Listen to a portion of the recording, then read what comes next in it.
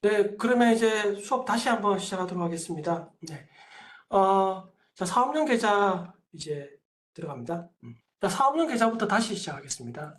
자, 사업용 계좌는 여러분들, 요게, 어, 복식부기 의무자로 바뀌시면은 요거 굉장히 중요합니다. 요거를 안 하시면은 요것도 이제, 가산세도 가산세지만 아까 현금용 수준과 마찬가지로 이제 그 세액감면에 받지 못하세요. 받지 못하기 때문에 그거 이제 주의하셔야 돼요. 주의하셔야 되는데 사업용 계좌는 이래요. 뭐냐면은 그 개인 사업자는 법인 같은 경우는 사업용 계좌 자체가 없습니다. 법인 계좌 자체가 이제 그 사업용 계좌이기 때문에 근데 개인 같은 경우는 복식부기 의무자라고 해서 직전 연도에 수익 금액이 일정 금액 이상, 건설업 같은 경우 직전 연도에 수익 금액이 1억 5천만 원이 넘어가면은 이제 복식부기 의무자로 전환되세요.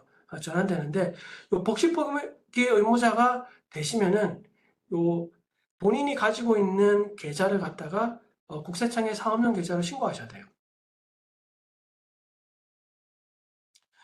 그 가끔씩 이제 이런 분들이 있어요. 뭐냐면은 계좌 자체를 갖다가 내 개인이 아니라 사업용 사업자 등록번호로 계좌를 받았는데 이거 사업용 계좌가 아니냐 하는데 그거 아닙니다. 요 계좌를 갖다가 국세청에 등록하셔야 돼요. 등록하셔야 되고 요거는 사업용 계좌는 사업장별로 등록하셔야 돼요. 등록하셔야 되기 때문에 그래서 하나의 계좌를 갖다가 A 사업장, B 사업장에다가 두 개는 다 등록할 수는 있지만 A 사업장에 하나만 등록하시면 B 사업장은 사업용 계좌를 등록하지 않으신 게 돼요. 그래서 여기 사업장별로 사업용 계좌를 신고하셔야 됩니다. 신고하셔야 되고. 그럼 언제까지 신고해야 되냐? 이게 이제 6월 30일이에요. 자, 가끔씩 이제 저도 저 거래처 중에서 이런 분들도 있습니다. 건설업을 갖다 하고 계세요. 하고 계시는데, 여기 이제 내가 복식부기 의무자가 됐습니다.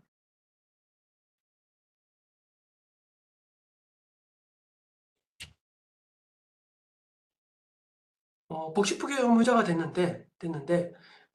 이제 그 프리랜서로 이제 할 수도 있잖아요. 그래서 프리랜서로 또 있어요. 그러면 프리랜서도 개인 주민등록번호로 해서 사업용 신고도 하셔야 돼요. 예, 복식부기 의무자가 되시면은 사업자 단위 전체가 다 이렇게 그 뭐야, 그 이제 복식부기자가 되시기 때문에 각 사업장별로 하셔야 되고요. 사업용 계좌는 한 사업장에 사업용 계좌 두 개도 등록할 수 있습니다. 세 개도 등록할 수 있고 네 개도 등록할 수 있고 다 등록이 됩니다. 누가 질의하셨는데 사업용 계좌 두 개 등록되냐? 물론 두 개 등록됩니다. 저도 제 계좌에 제 사업자 번호 하나에다가 사업용 계좌를 여러 개 등록했습니다. 등록했는데 근데 저도 이제 내가 사업장이 있고 그리고 또 이렇게 강의하면서 들어가는 또 수수료도 받아요. 수수료를 받기 때문에 그럼 그건 이제 프리랜서 소득이거든요. 그러면 그 프리랜서 소득에 대해서도 사업용 계좌로 등록하셔야 돼요. 그건 개인 주민등록번호로. 그래서 여러분들이 나중에 사업용 계좌 등록하실 때 건설업 하는데 내가 프리랜서로 일할 수도 있잖아요. 그러면 프리랜서 일했으면 그것도 사업용 계좌로 다시 등록하시면 됩니다. 그래서 요거 언제까지? 6월 30일까지 하셔야 됩니다. 자, 사업용 계좌를 등록하지 않으면은 어떤 불이익이 있냐? 여기 불이익이 있어요. 일단 사업용 계좌를 갖다 사용하지 않은 금액의 0.2% 과산세가 있고요. 그리고 미신고 과산세가 있습니다. 여기 수익 금액의 0.2%와 미사용 거래 합계액이 0.2%니까 둘이 좀 큰 금액이니까 일단 기본적으로 가산세는 부담돼요. 부담돼요. 또 세액 감면에 적용하지 못합니다. 현금영수증 의무 발행 대상자인데 현금영수 감면을 안 할 경우에도 마찬가지로 세액 감면 적용 못 받는다고 했죠. 이것도 마찬가지예요. 자, 세액 감면에 적용 못 받습니다. 그래서 건설업 같은 경우는 수도권에 하신다 하더라도 중소기업 특별세액 감면 받을 수 있습니다. 못 받아요. 못 받고 창업 중소기업 세액 감면도 못 받습니다. 지방에 계신 분들은 이것도 받을 수 있고 그리고 수도권 같은 경우도 청년 같은 경우는 받을 수 있는데 그거 못 받습니다. 못 받고 그래서 중요합니다. 자, 그러면 사업용 계좌는 어떻게 신고하냐?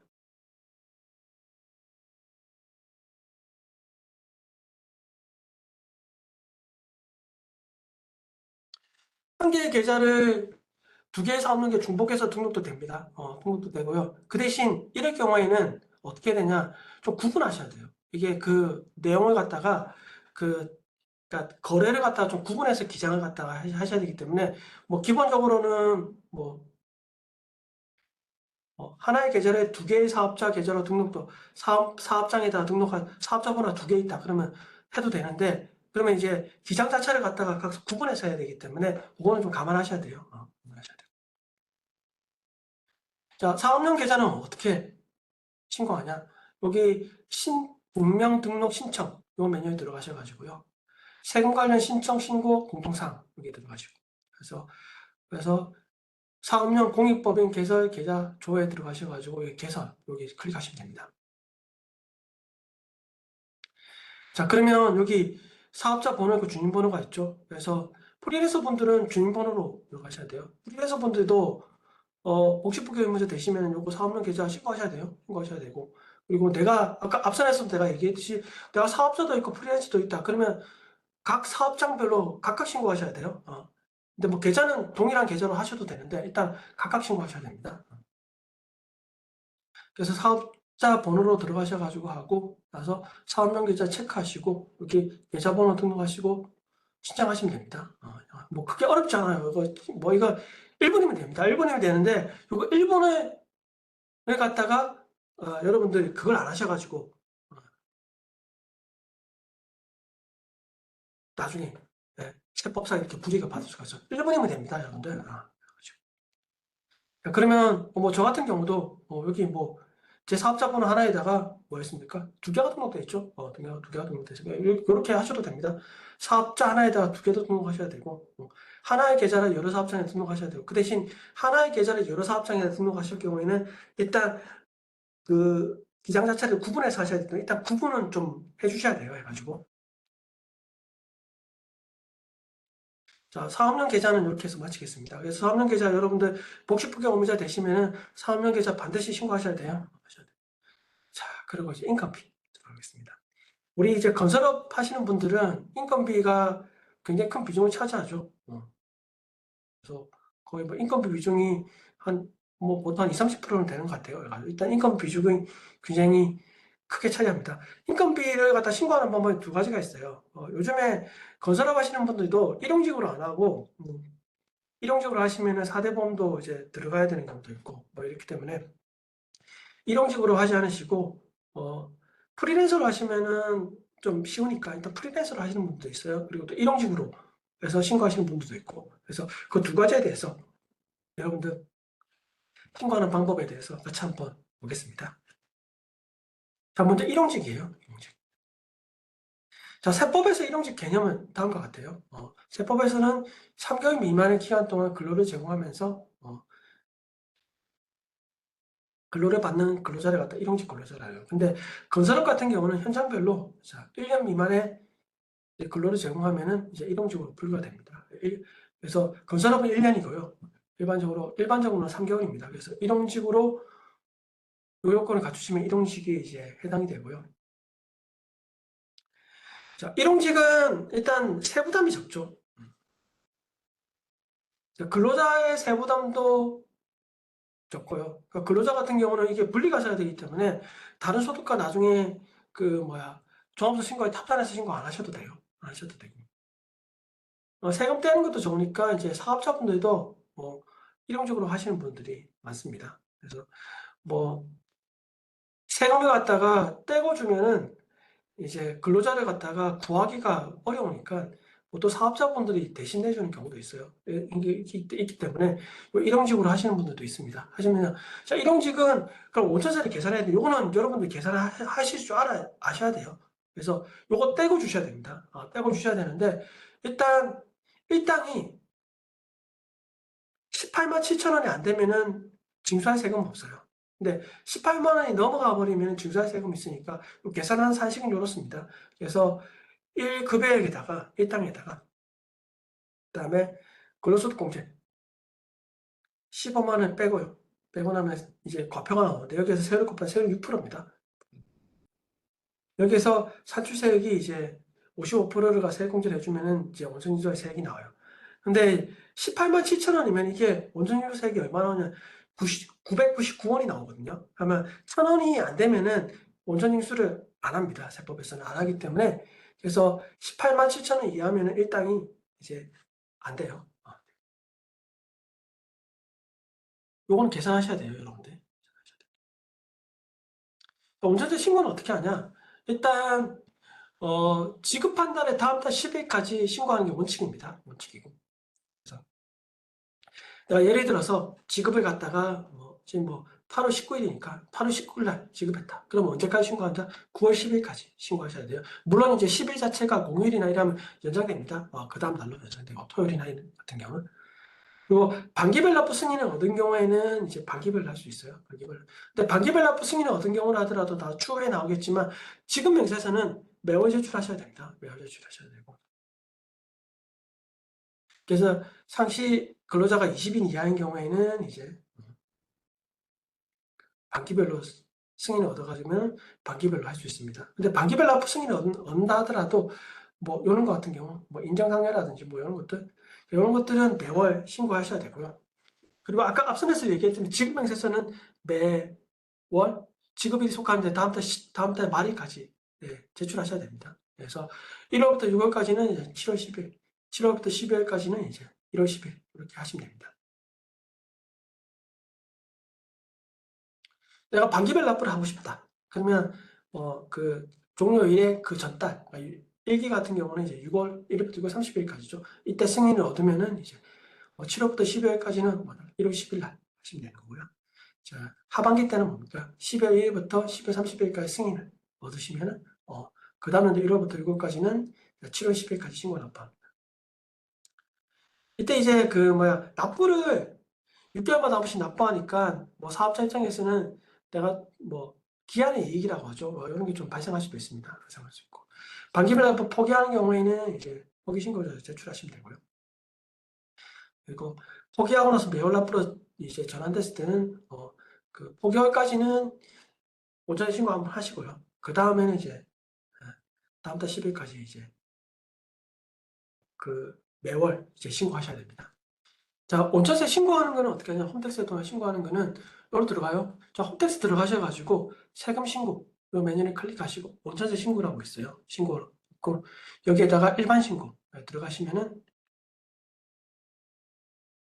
이제 다음과 같은 화면이 떠요. 화면이 뜨는데 여기에서 이제 정기 신고, 기한후 신고, 수정 신고가 있는데 정기 신고는 앞선에 얘기했던 매월 납부하시는 사업자 같은 경우는 지급일이 속한 다음 달 10일까지 이제 했을 때는 정기 신고로 들어가는 거고요. 그 기간이 지나서 신고하는 건 기한후 신고로 들어갑니다. 기한후 신고로 들어가고 수정 신고는 내가 정기 신고는 제대로 했는데 그때 좀 신고를 잘못했어요. 그럼 수정 신고할 때 수정 신고로 들어가시면 됩니다. 자, 그 신고서에 들어가시면 있잖아요. 여기 그 사업자에서 확인 누르시면은 기본 인적 사항들이 운전일소 의무자의 사업자 인적 사항이 이렇게 뜹니다. 뜨고 이제 신고 구분은 매월이냐 반기냐에 따라 가지고 체크하시면 되고요. 내가 반기별 승인을 얻었으면 이렇게 반기로 이렇게 체크가 되어 있을 겁니다. 정기 신고니까 정기로 이렇게 표시가 되는 거고요. 자, 일용직이니까 일용직은 근로소득입니다. 그러니까 근로소득에 체크를 하시면 돼요. 체크를 하시고 저장 후에 다음 이동하시면 다음 화면으로 넘어갑니다. 자, 그러면 여기에서 이제 그 인원수 적으시고요. 그 다음에 총 지급액 적으시고 원천세 요 금액을 적으시면 됩니다. 요거는 계산하셔야 돼요. 아까 제가 계산하는 그 산식을 제가 여기 화면에 표시해 줬죠. 그러니까 요거 계산한 금액을 갖다가 여기다 넣으시고요. 당월 조정환급세액이라고 있는데 이건 뭐냐면은 원래 여기가 마이너스가 뜨는 경우도 있습니다. 보통 연말정산하거나 또는 이제 중도 퇴사하거나 이러면 이제 마이너스 뜨는데 그러니까 마이너스가 뜨면은 이걸 이제 환급 신청할 수도 있고 그리고 나서 아니면은 이걸 갖다 다음에 납부할 때 다음 월에 납부할 때 이걸 깔 수도 있거든요. 깔 때 그때 지금 이거 깐 경우예요. 이렇게 요만큼을 깐 경우입니다. 다음 화면에 넘어가시면은 전월에 비환급세액이 이제 10만 원 있었는데 당월에 납부할 세액을 갖다 요만큼 깠으니까 그 다음 남은 게 이제 6만 원 남은 거죠. 요거는 이제 그 다음 달 신고할 때 넘어가는 거고요. 그래가지고 일반적으로는 이런 게 발생 안 하시면 그냥 납부하시면 돼요. 납부하시면 돼요. 자, 일용직 같은 경우는 여러분들 그 지급명세서를 제출하셔야 돼요. 제출하셔야 되는데 요거는 지급일이 속하는 달에 다음 달 10일까지 인적 사항을 갖다가 제출하셔야 돼요. 우리 원천지 신고하고 납부할 때 인적 사항이 안 들어갑니다. 안 들어가고, 이거는 이제 여기서 인적 사항을 넣어가지고 여러분들 신고하셔야 돼요. 언제까지 하냐? 요거 지급일이 속하는 달에 다음 달 8일까지 하셔야 돼요. 그럼 미제출했을 경우에는 가산세가 얼마냐? 0.25%입니다. 보십시오. 사실과 다르가 불명한 경우에도 0.25%. 자, 지연제출. 1개월 이내에 지연제출했을 경우에는 50% 감면해 줍니다. 그래서 0.16 가산세가 들어.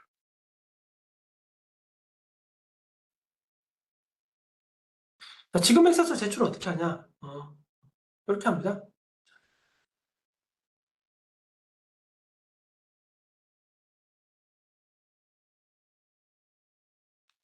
자, 여기 이제 우리 일용직 지급 엑세스 제출 여기 들어가셔가지고요. 들어가시고, 여기 이제 그 지급 맹세 자료 공유법 여기 클릭하시고, 일용직 또는 간이지급 맹세서 여기 클릭하시면 나서 직접 제출, 작성 제출을 갖다 클릭하시면 됩니다.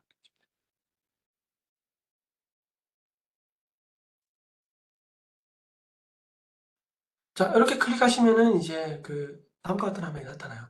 여기서 이제 내가 본인 아이디로 들어가면은 여기 뭐 나와 있겠죠. 그냥 확인 누르시면은 여기 이제 본인 인적사항이 떠요.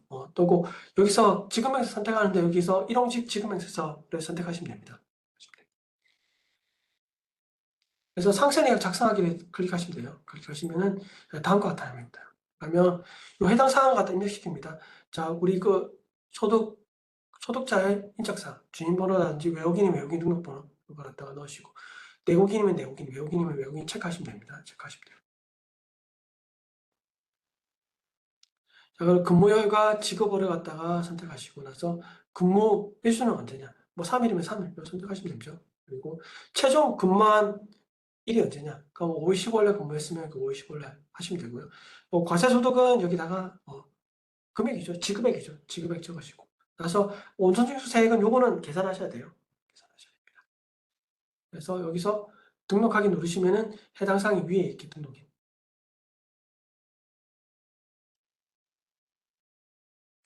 그러고 나서 내용 확인하고 제출하기 누르시면은 일용직 지급명세서가 이렇게 제출됩니다. 제출되는데 요거 제출하셔야 돼요. 일용직불지. 제출 안 하시면은 가사제도 있지만 요걸 제출 안 하시면은 나중에 그 인건비 비용을 갖다가 인정을 못 받을 수도 있어요. 그래서 요거 우리 적격증빙이라고 하죠. 뭐 세금계산서, 계산서, 신용카드, 현금용 수증도 적격증빙이긴 하지만 요 지급명세서도 적격증빙 안에 들어갑니다. 들어가기 때문에 요거 제출하셔야 됩니다. 제출하셔야 되고. 자, 일용직은 이렇고요. 자, 우리 이제 프리랜서 분 한번 볼까요? 프리랜서는 우리 뭐 3.3% 떼고 나가는 거죠. 그래서 건설업계에서 하시는 인테리어 하시는 분들이 그 프리랜서로 해서 하시는 분들도 꽤 많습니다. 이게 왜냐면 나는 요 소득만 지급하고 다른 건 신경 안 쓸게 이렇게 하는 거예요. 뭐 다른 별로 신경 쓰고 싶은 생각이 없습니다. 요 돈만 내고 이제 끝나는 거고 뭐 사대보험이나 이런 것도 이제 안 하고 뭐 겠다 하시는 분들 여기 프리랜서로 하시는 분도 있어요. 자, 프리랜서는 어떻게 하냐? 프리랜서는 기본적으로 이렇게 사업소득이에요. 사업소득이고, 요 소득자, 그러니까 지급자가 아니라 소득자죠. 소득자 같은 경우는 요거 반드시 5월 달에 종합소득세 확정신고 하셔야 돼요. 요거 안 하시는 분들이 꽤 있어요. 일용직 같은 경우는 안 하셔도 돼요. 안 하셔도 되는데, 요거 프리랜서는 신고, 이거 5월 달에 하셔야 되기 때문에, 요거 뭐 말씀해 주시는 게 좋습니다. 할 때, 요거 나중에 5월 달에 소득세 신고 따로 하셔야 돼요. 이렇게 말씀해 주셔야 되는데, 요거 말씀 안 하시면은, 그 프리랜서 분들이 모르시는 분들이 이제 굉장히 많아요. 이게 뭐 어떻게 보면 이게 육체적인 노동을 하시는 분들이라, 여기 세법적인 지식들이 좀 없으셔가지고, 회사에서 신고 다 했는데 내가 또 신고해야 되냐 이렇게 말씀하시는 분들이 있거든요. 그래서 어, 여러분들이 신고 안 하시면은 나중에 뭐 세금 폭탄 맞을 수도 있어요. 그러니까 그분들은 이제 반드시 신고하셔야 돼요. 하셔야 돼요. 이것도 마찬가지로 3.3%를 떼고 합니다. 그래서 내가 만약에 100만 원을 갖다가 지급했다. 그러면 3만 3천 원을 떼고 나머지 96만 7천 원을 갖다가 지급하시면 됩니다. 지급하시면 되고 요거 옵션 코드는 넣어 주셔야 되는데 보통은 여기 940909 요 코드를 갖다 넣어요. 그래서 요거 요 기타 사용업 코드인데 요 코드를 갖다가 넣어 가지고 보통 지급명세서 간이지급명세서 제출할 때 신고합니다.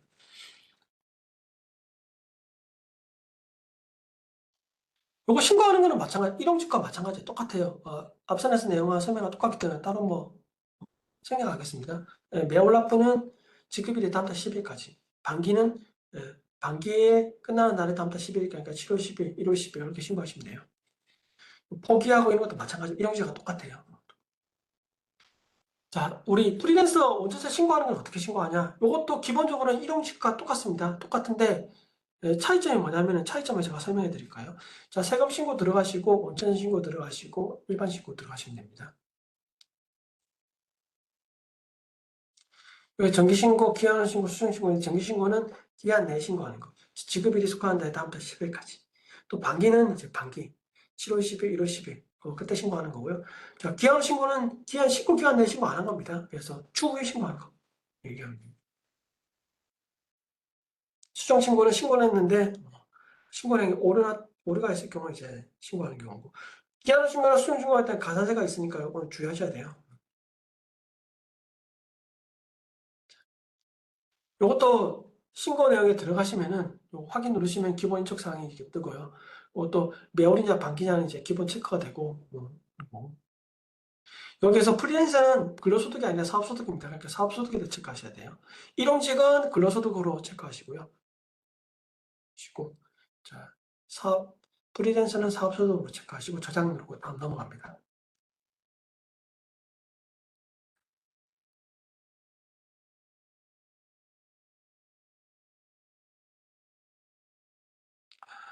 어, 뭐 이렇게 하셔도 돼요. 아까 뭐 프리랜서로 신고하고 다음 달 일용직으로 신고하고 되는데 일용직은 아까도 얘기했듯이 요건이 있습니다. 요건이 있기 때문에 일용직 요건이라는 거는 이제 어, 기간이 있죠. 일반적인 건 3개월, 그다음에 건설업은 이제 1년 뭐 이렇게 하셔도 됩니다. 근데 일용직으로 하시면 4대 보험도 이렇게 가입하셔야 돼요. 가입해 주셔야 되기 때문에 그건 좀 생각해 주셔야 되고요. 자, 여기서 매월 징수에다가 우리 저기 뭐야 하시고 인원수 적으시고 총지분이 적으시고 여기 3.3%. 근데 여기는 소득세만 해드니까 3%만 됩니다. 지방소득세 따로 신고하셔야 돼요. 하시고 이렇게 해서 신고하시면 끝나요. 우리 원자재 신고하는 거는.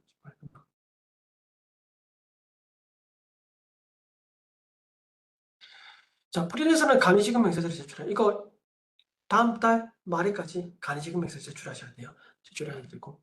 그래서 지급이 속하는 달에 다음 달 말일까지 간이지급 명세서 제출하셔야 돼요. 자, 미제출했을 경우에는 일용직과 똑같아요. 일용직은 간이지급 명세서가 아니라 지급 명세서예요. 지급 명세서고 프리랜서는 간이지급 명세서. 그래 갖다가 용어 자체가 좀 틀립니다. 뭐 우리 그 뭐야 세법을 공부하시는 분들도 이 용어 자체를 좀 헷갈리시는 분들이 있는데 일용직은 지급 명세서 하나만 제출하면 끝이에요. 그리고 프리랜서는 이제 간이지급 명세서를 제출하고 또는 이제 뭐 간이지급 명세서 제출 안 하셨으면 이제 지급 명세서 제출하셔도 하셔야 되고 이렇게 해야 됩니다. 자, 미제출했을 경우에는 0.25% 그리고 자, 분명하거나 사실과 다른 경우에는 이것도 0.25%. 지연 제출했을 경우에는 2개월 이내 지연 제출했을 경우에는 50% 감면해 줍니다. 자, 지급명세서 제출은 어떻게 하냐? 이거 일용직 간이지급명세서 여기 들어가셔가지고 직접 제출로 클릭하시고요. 여기 지급명세 선택해서 간이지급명세서 사업소득으로 이렇게 선택하시면 됩니다. 그래서 상산앱 작성하기 누르시면 다음과 같은 화면이 떠요. 그래서 여기서 그 소득자의 인적사항 넣으시고 확인 누르시고 나서 옵션 코드는 이거 반드시 넣으셔야 돼요. 옵션 코드를 넣으셔야 되는데 일반적으로 이제 940909 코드를 한다고 했죠. 기타 자연 코드. 그래서 검색하시고 나서 이소골과 지급을 지급액과 소득세 넣으시고. 요거는 넣으시면은 요거 기본적으로 여기는 나옵니다. 나옵니다. 또 등록하기 누르시면 상태가 위로 등록이 돼요. 그래서 제출하기 누르시면은 이제 제출하시면 됩니다. 자, 자, 이건 지금에서 1년에 한 번 제출해요. 한 번 제출하는데, 요거는 언제 제출하냐? 다음 연도 3월 10일까지 제출하셔야 돼요.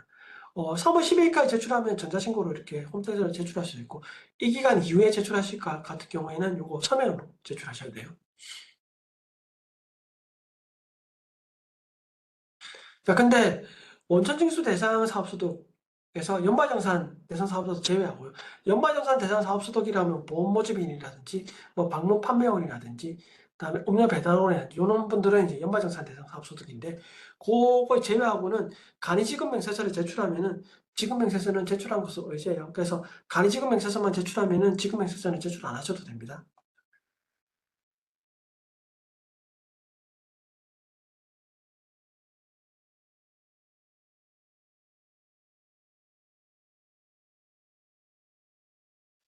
그 현장직에 근무하시는 분들, 뭐, 일용직으로 하시는 분들도 있고요. 뭐, 사업소득을 하시는 분들도 있어요. 있고. 그거는 뭐, 저기 뭐야, 원칙은 일용직으로 선택하는 게 맞아요. 맞는데, 이제 뭐, 사업소득 하셔도, 가능합니다. 가능하고.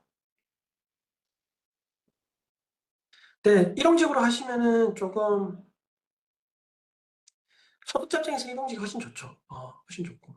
그리고 뭐, 그 대신 이제, 뭐, 사대보험 이런 것도 다 가입하셔야 되고요. 해가지고. 네. 사업소득으로 신고하는 회사들이 굉장히 많습니다. 자, 그리고 자, 지금 행사에 제출 안 하실 경우 1% 가산세가 있고요. 그 다음에 불명하거나 사실과 다른 경우에도 1%가 있습니다. 그리고 지연 제출해서 3개월 이내 지연 제출할 경우에는 0.5% 들어갑니다. 자, 우리 그 가산세 요거는 한번 좀 보세요. 자, 간이지급명세서를 제출 안 했습니다. 제출 안 하고 지급명세서도 제출 안 했어요. 그러면 간이지급명세서도 가산세가 있고 지급명세서도 가산세가 있고 근데 둘 중에 큰 게 지급명세서 가산세가 크기 때문에 이때는 지급명세서 가산세만 적용합니다. 과거에는 둘 다 적용했어요. 둘 다 적용. 간이지급명세서를 제출하고 지급명세서 제출 안 했습니다. 요 간이지급명세서를 제출하면은 지급명세서 제출한 의제하기 때문에 이거는 가산세가 없어요. 이건 2024년 1월 1일 이후부터입니다. 그전에는 둘 다 제출하셔야 되는데, 그리고 간이지급명세서 제출 안 했습니다. 근데 지급명세서만 제출했어요. 그러면 간이지급명세서에 대한 가산세는 있습니다.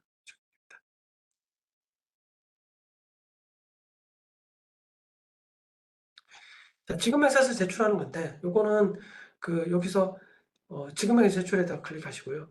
앞에 간이지급명세서는 여기 위에였습니다. 이거 제출하시고, 자, 사업소득 지급명세서 제출, 이거를 클릭하시고,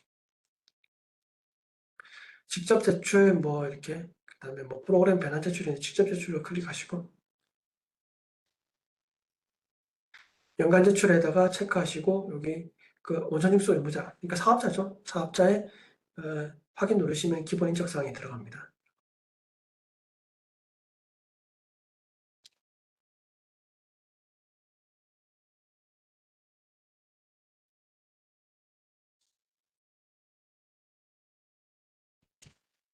들어가고, 여기에 이제 등록하기. 또 뭐 건별 지급 건수라든지 총 연간 집계액이란 이런 걸 갖다 입력하고 소득세도 입력하고 등록하기 누르시면 이게 등록이 돼요. 등록이 되고 나서 이제 제출하기 누르시면 됩니다. 근데 이게 3월 10일까지는 이게 홈택스에서 돼요. 근데 그 이후로 제출할 때는 서면 제출해야 됩니다. 제출해야 되고 이거 좀 주의 깊게 보시면 됩니다.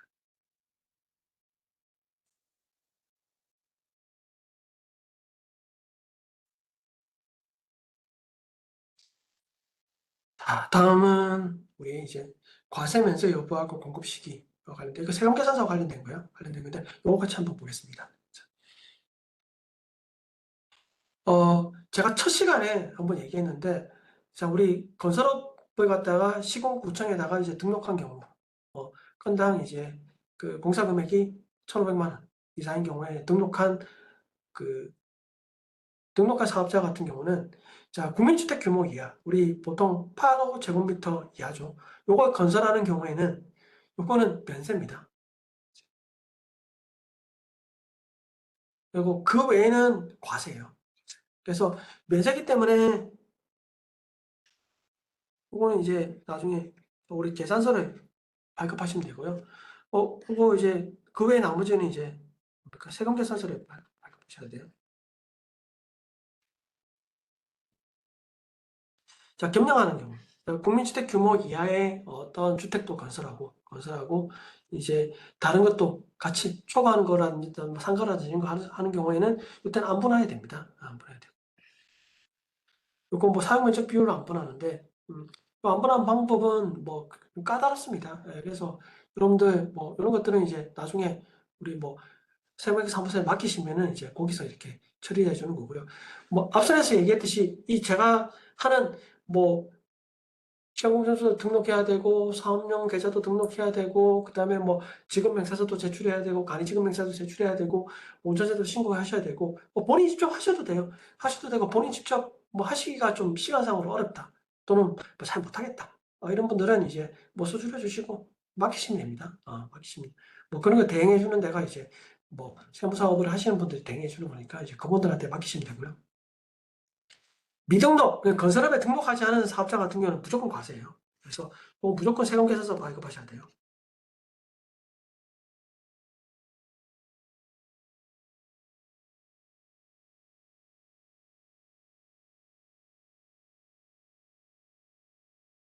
그래서 일반적으로 우리 인테리어 하시는 분들은 다 과세 사업입니다. 과세 사업이기 때문에 세금계산서를 갖다가 발급하셔야 돼요.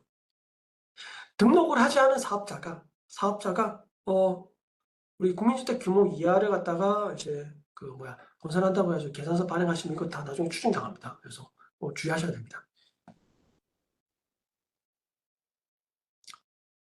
자, 여러분들 세금계산서를 발행해야 되죠. 세금계산서를 언제 발행해야 되냐? 원칙은 공급 시기에 발급하는 게 원칙입니다. 공급 시기에. 자, 그러면 그 공급 시기가 언제냐? 요거요. 자, 공사를 완료한 날이 이제 보통 공급 시기가 됩니다. 건설업 같은 경우. 이렇게 완성도 지급 조건과 뭐 중간 지급 조건부가 있는데 요거 건설하시는 분들은 좀 크게 하시는 분들은 요런 계약 형태가 좀 있습니다. 자, 완성도 지급 조건부라는 게 뭐냐? 자, 공사의 어떤 진행 상황에 따라 가지고 어, 대금을 지급받는 형태를 얘기하는 겁니다. 뭐 예를 들어 이런 경우죠. 내가 처음에 공사를 착수했을 때 한 10% 받고요. 그다음에 공사 진행을 갖다가 30%가 진행이 됐을 때 그때 40% 받고 그다음에 뭐 공사가 70% 진행됐을 때 이때 80% 받고 그다음에 공사가 100% 완료됐을 때 뭐다 100%. 나머지 금액을 받고 80% 그러니까 뭐 40, 그러니까 40% 받았으니까 30% 받고 40% 받았으니까 이게 뭐 80%까지니까 뭐 30% 받고 나머지 여기 20% 받고 뭐 이렇게 공사의 어떤 진척도 완성도에 따라서 대금을 지급하는 조건이 이제 완성도 지급 조건이에요. 그때는 뭐다? 우리 공급 시기는 대가의 각 부분을 받기로 한 때가 공급 시기가 돼요. 중간 지급 조건부는 뭐냐면 이거예요. 중간 지급 조건부는 뭐 완성도 지급 조건과 거의 비슷하긴 한데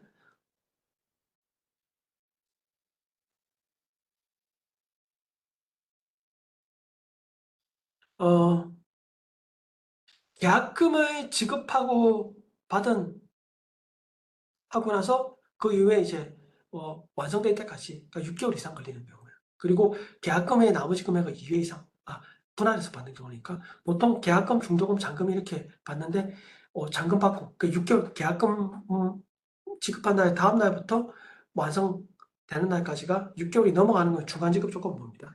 그래서 이것도 마찬가지로 대가의 각 부분에 받기로 한 때가 공급시가 돼요. 받기로 한 때니까 뭐예요?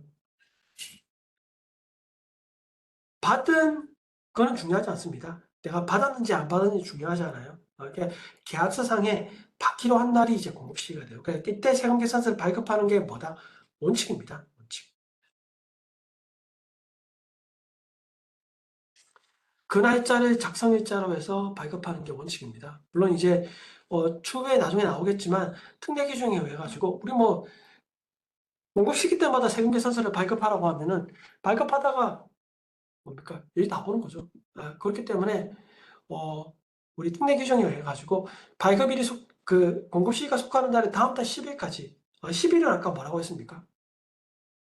원천시 신고하는 거랑 똑같아요. 10일까지 발급할 수 있습니다. 세금 계산서를 발급할 수 있기 때문에 그래서 특례 규정에 그렇게 발급할 수 있고요. 일단은 공급 시기에 발급하는 게 원칙이고 공급 시기가 작성 연월일이 돼요. 이게 우리 세금 계산서 발급할 때 작성 일자가 됩니다. 작성 일자가 되기 때문에 이 날짜가 원칙입니다. 중요. 또 잠깐 지울게요. 이게 좀 너무 그래서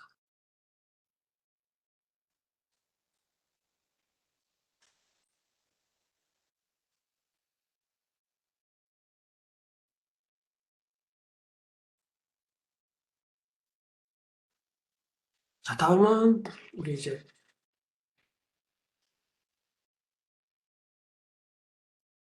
공급 시기가 전에 대가를 받은 경우 받았습니다. 그러니까 예를 들어 이런 경우죠. 공사가 완료하기 전에 공사 완료할 때 내가 세금 돈을 받기로 했어요. 완성도. 근데 완료하기 전에 내가 돈을 먼저 받았어요. 그러니까 받은 부분에 대해서 이제 세금 계산서를 발급했습니다. 그러면 그 발급한 때가 이제 공급시기가 돼요. 그러니까 이게 공급시기 특례라고 하는데, 그래서 공급시기가 도래하기 전에 내가 돈을 먼저 받았고, 그 받은 부분에 대해서 세금 계산을 발급하면 이건 정당한 세금 계산서가 됩니다. 그 세금 계산서 발급 후에 대가를 수령했습니다. 수령했는데, 공급 시기가 되기 전에 세금계산서 발급하고요. 발급일로부터 7일 이내 대가를 받았습니다. 그러면 뭡니까? 발급한 때가 공시가 돼요. 이것도 특례 규정입니다. 특례 규정이고. 7일이 지난 후에 대가를 받았어요. 대가를 받았는데 이때도 청구 시기하고 실제 이제 그 지급 시기를 따로 정하고 그 사이가 30일 이내의 경우에는 이때도 인정해줘요. 그러니까 과거에는 이런 것들이 없었는데 일단은 기본적으로 이제 세금계산서 발급할 때 돈을 먼저 받은 경우도 있고 또는 후에 받은 경우도 있는데 이때는 이제 우리 세금계산서와 관련된 가산세를 갖다가 이제 혜택할 수 있는 거죠. 이때는 해가지고 정당한 세금계산서가 되니까 그래서 이런 경우에는 이제 우리 정당한 세금계산서가 됩니다. 그리고 공급시가 그 이제 세금계산서 발급했는데 그때 과세기간 내에 도래하는 경우. 그러니까 예를 들어 이런 경우죠. 과세기간은 뭡니까? 자, 1월 1일부터 6월 30일까지, 여기는 그럼 7월 1일부터 자, 10월 31일까지가 이제 뭡니까? 과세기간이에요. 과세기간인데 내가 세금계산서 발급하고 난 이후에 공급시기가, 그러니까 공사가 완성된 날이죠. 그때가 이 기간 내에 하면은, 이건 뭐 정당한 세금계산서가 되는 거예요. 되는 경우입니다. 그래서 세금계산서 발급과 관련된 가산세가 요런 규정 때문에 가산세가 적용되는 경우가 뭐 많이 없어졌죠. 과거에 비해 가지고 요 특례 규정 때문에. 어, 자, 다음은 세금계산서입니다. 세금계산서. 자, 세금계산서를 한번 보겠습니다. 세금계산서는 개념 정도만 잠깐 하고 나서 우리 홈택스를 통하는 세금계산서 발급 방법이나 이런 것들은 이제 다음 시간에 좀 쉬다가 진행하도록 할게요. 자, 세금계산서는 여러분들 잘 아십니다. 세금계산 잘 아시는데 세금계산서는 재화 또는 용역을 공급하고 난 이후에 부가가치세를 거래 징수하죠. 그러고 나서 내가 하나 가지고 공급받는 자가 하나를 교부하는 영수증입니다. 이거는 가장 대표적인 적격 증빙입니다. 우리 법정 증빙서류예요. 그래서 근데 세금계산서의 역할을 하려고 하면은 필요적 기재사항이라는 게 있어요. 여기 있는데 요네 개가 필요적 기재사항이에요. 특히 공급하는 자, 그러니까 내가 사업자죠. 사업자의 등록번호하고 그리고 성명 또는 명칭 두 중에 하나만 있어도 됩니다. 그래서 명칭이라고 하면은 회사 상호죠. 상호가 있거나 또는 상호가 없는 경우도 있어요. 보통 이제 부동산 임대하시는 분들은 그냥 상호 없이 하시는 분들도 있거든요. 그때는 성명이 있어야 됩니다. 성명이 들어가야 되고. 그게 이제 필요적 기재 사항이고요. 그리고 공급받는 자의 등록번호, 사업자 등록번호죠. 그리고 작성 연호래, 이거 공급 시기가, 이게 공급 시기입니다. 공급가액과 부가가치세, 요 네 개를 합쳐가지고 우리는 필요적 기재 사항이야. 요 필요적 기재 사항은 세금 계산서 역할을 하는데 가장 필수적으로 효력이 발생, 요게 하나라도 틀리면 있잖아요.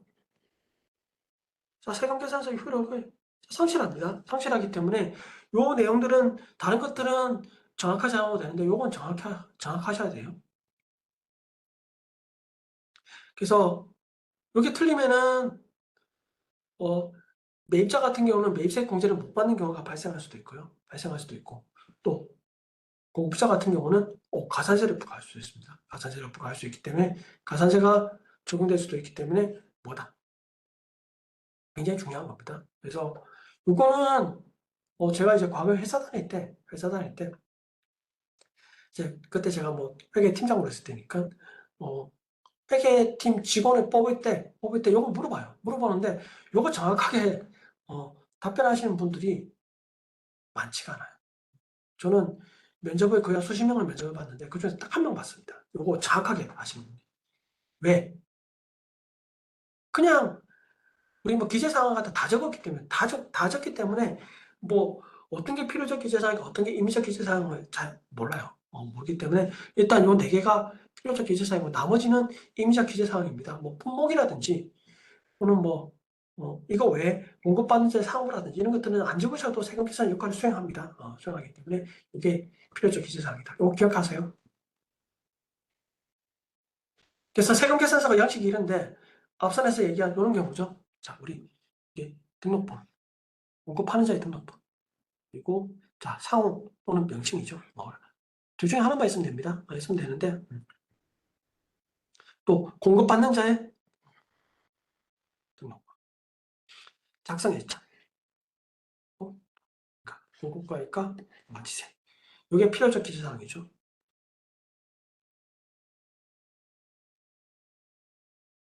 나머지 사업장 주소, 업태 종목, 이런 것도 없어도 됩니다. 그리고 요 뒤에 나온 품목도 없어도 돼요.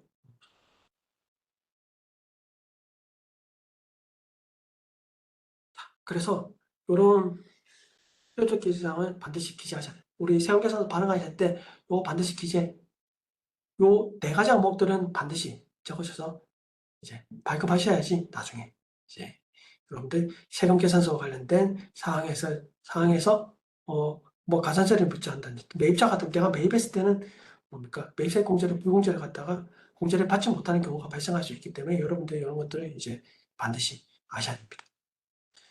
자, 두 번째 시간 여기까지 하고요. 제가 지금 3시 48분입니다. 자, 4시에 조금 쉬다가요. 4시에 쉬시고 잠깐 쉬다가 4시에 이제 다시 한번 보겠습니다. 네.